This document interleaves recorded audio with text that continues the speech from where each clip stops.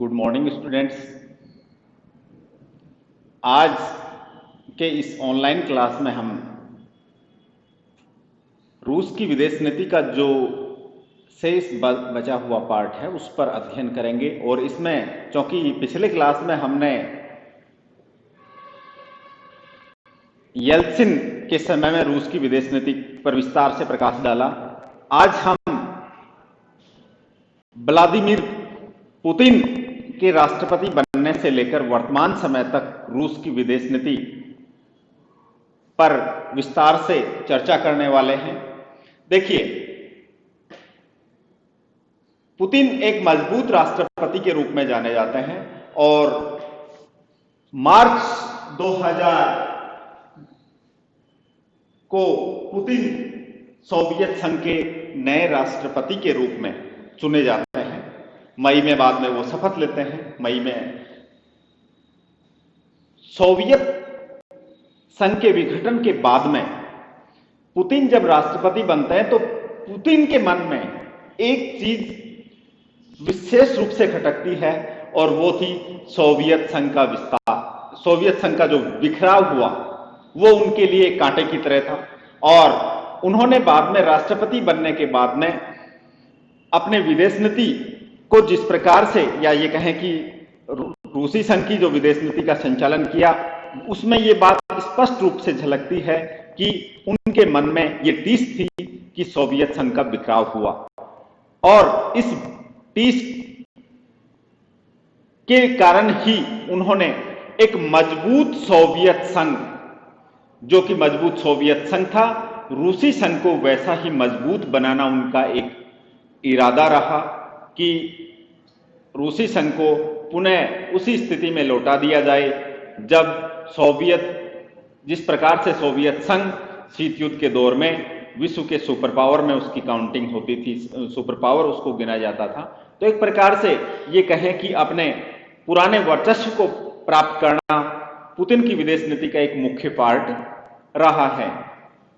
यहां हम देखें कि उनका उद्देश्य क्या था, रूस को एक शक्तिशाली राष्ट्र बनाना, और शक्तिशाली राष्ट्र बनाने के लिए जो कदम उठाए, उन्होंने जिस विदेश नीति को फॉलो किया, एक मजबूत विदेश नीति को फॉलो किया, क्योंकि वो चाहते थे कि सोवियत संघ की भांति रूसी संघ भी एक मजबूत राष्ट्र बने, एक सुपर पावर बने, और इसी दिशा में उन्होंने अपनी विदेश नीति का संचालन किया।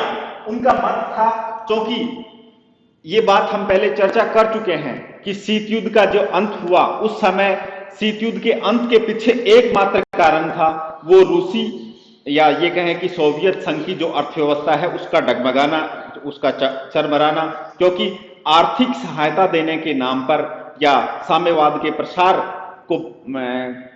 के नाम पर उन्होंने पूर्वी यूरोप के देशों को जो आर्थिक सहायता दी, और दूसरी तरफ अमेरिका के साथ जो सैनिक होड़ उसकी थी, हथियारों को लेकर होड़ थी, इसने सोवियत संघ की विदेश अर्थव्यवस्था को बुरी हालात में पहुंचा दिया था।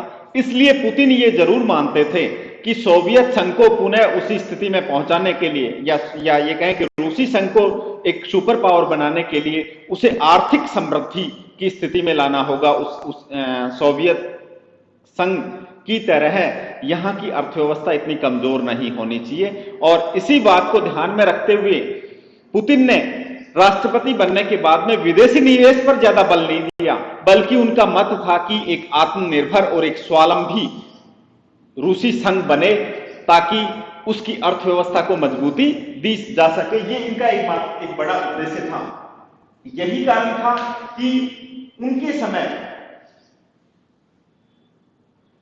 जो प्रति व्यक्ति आय है, पर कैपिटा जो इनकम थी, वो 8 गुना वृद्धि हो गई जब पुतिन राष्ट्रपति बने।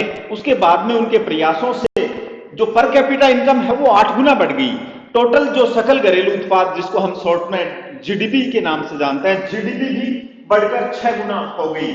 इसके साथ पुतिन ने एक काम और किया, उन्होंने जो एक प्रकार से सामाजिक कल्याण की बात की, शिक्षा पर खर्च बढ़ाना, पेंशन देना, स्वास्थ्य सुविधाएं उपलब्ध करवाना, इस प्रकार के सामाजिक या ये कहें सोशल वेलफेयर के काम भी सोवियत संघ या ये कहें कि रूसी संघ में व्लादिमीर पुतिन के राष्ट्रपतित्व काल में किया गया।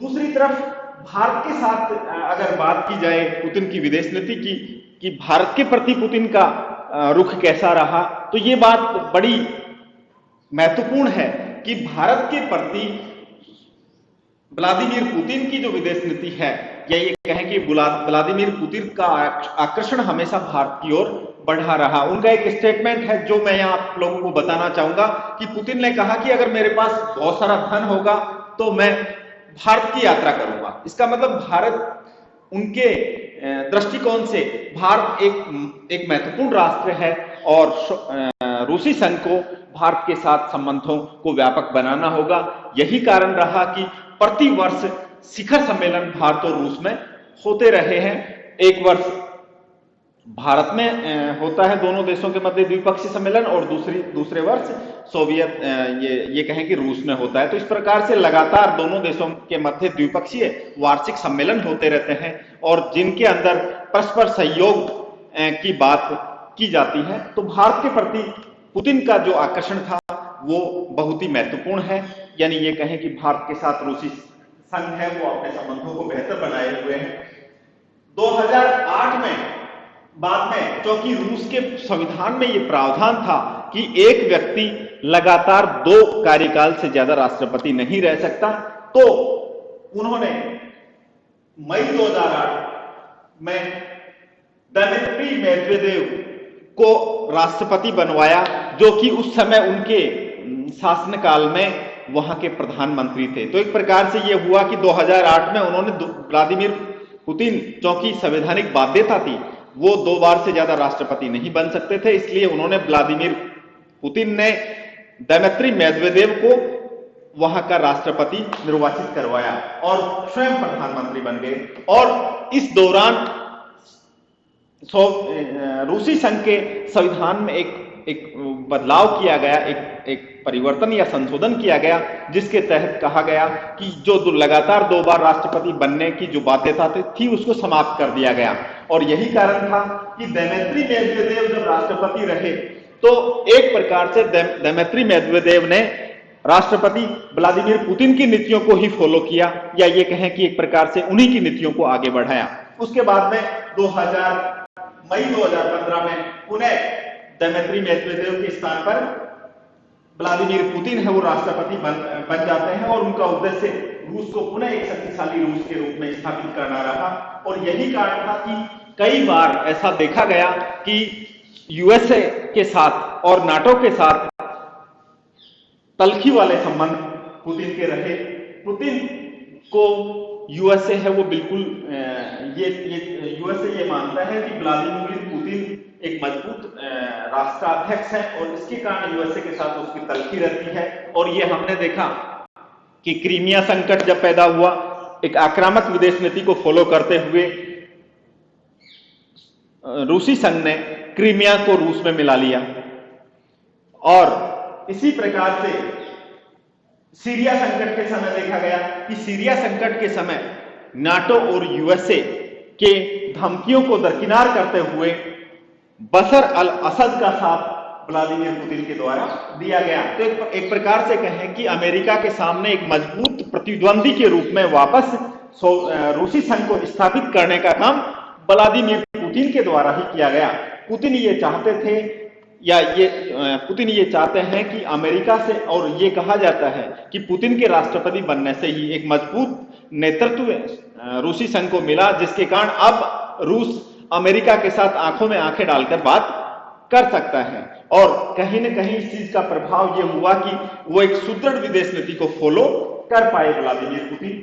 उसके बाद में क्रीमिया की जो बात होगी, 2018 में वापस एक बार पुनः व्लादिमीर पुतिन है वो राष्ट्राध्यक्ष चुन लिए गए, राष्ट्रपति चुन लिए गए। और ऐसा होने पर स्टालिन के बाद वो दूसरे महत्वपूर्ण राष्ट्राध्यक्ष हैं जो एक लंबे समय तक, यानी एक लंबे समय तक सोवियत संघ, या ये कहें कि रूसी संघ की कमान संभालने का काम उनके द्वारा किया गया। स्टालिन के बाद वो दूसरे महत्वपूर्ण व्यक्ति हैं, राष्ट्राध्यक्ष हैं। इसके अलावा एक अन्य महत्वपूर्ण संविधान संशोधन और अभी किया गया, जिसमें यह प्रावधान किया गया है कि 2036 तक क्योंकि 2008 में चुनने के बाद में 2024 में उनका कार्यकाल समाप्त हो रहा था, तो व्लादिमीर पुतिन ने एक और संविधान में संशोधन किया है, जिसके तहत वो 2036 तक यानी अपनी 83 वर्ष की आयु तक सोवियत संघ के राष्ट्राध्यक्ष या ये कहें कि रूसी संघ के राष्ट्राध्यक्ष या राष्ट्रपति बने रह सकते हैं। देखो यहां एक बात और महत्वपूर्ण है कि उत्तरोत्तर जब राष्ट्राध्यक्ष चुने गए, राष्ट्रपति चुने गए, तो उनकी लोकप्रियता बढ़ती चली गई और इस लोकप्रियता बढ़ने का कारण उनकी आक्रामक विदेश नीति और एक मजबूत राष्ट्राध्यक्ष के रूप में वो स्थापित हुए, जिसके कारण उनकी लोकप्रियता लगातार बढ़ती चली जा रही है। यद्यपि कुछ लोग ये आरोप भी लगाते हैं कि व्लादिमीर पुतिन के राष्ट्रपति बनने से पुतिन ने क्या किया, अपने विरोधियों का दमन कर दिया, एक प्रभावी विपक्ष को उभरने ही नहीं दिया। जो व्यक्ति उनके विरुद्ध उनसे प्रतिद्वंदिता रखता है उसकी या तो हत्या हो जाती है, ऐसा आरोप लगाया जाता है। लेकिन इन सब आरोपों के बीच हम ये बात करेंगे कि वो आरोप लगाना वो हमारे यहाँ अध्ययन का विषय या ये कहें कि वो यहाँ महत्वपूर्ण नहीं है, लेकिन एक विदेश नीति के कर्ता के रूप में पुतिन की भूमिका अत्यंत महत्वपूर्ण रही। पुतिन ने एक मजबूत विदेश नीति को सोवियत संघ या ये कहें कि रूसी संघ में उसको लागू किया। आज के क्लास में इतना ही। नेक्स्ट वीडियो में हम एक नए टॉपिक के साथ उपस्थित होंगे। Thank you.